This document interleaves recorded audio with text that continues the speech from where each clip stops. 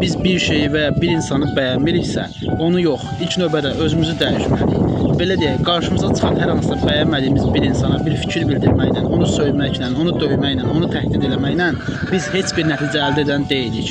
Ən yaxşı halda onu tənqid edə bilərsən. Yəni onu da edə bilmirsənsə, ən yaxşı halda o insanı sən izləməməlisən, ona baxmamalısan, onu bloklamalısan. Dediyim kimi, onu söyməklə, döyməklə, təhdid eləməklə və yaxud da bu cür belə ona qarşı barbar kimi davranmaqdan heç bir nəticə əldə edəsi deyilik.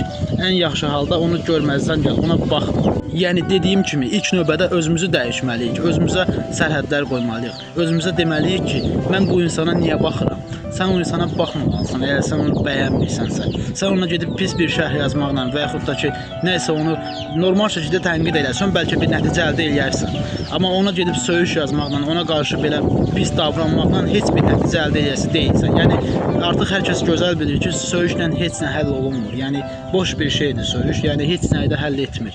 Yəni dediyim kimi, ən yaxşı halda o insanı sən ya blokla, ya heç baxma. Yəni çünki baxmaqla, ona bir şərh yazmaqla sən ona dəstək olursan. Yəni bu onun üçün bir bonusdur əslində. Sən özün də bilmədən, xəbərin belə olmadan, fərqinə belə varmadan sən o insana dəstək olmuş olursan.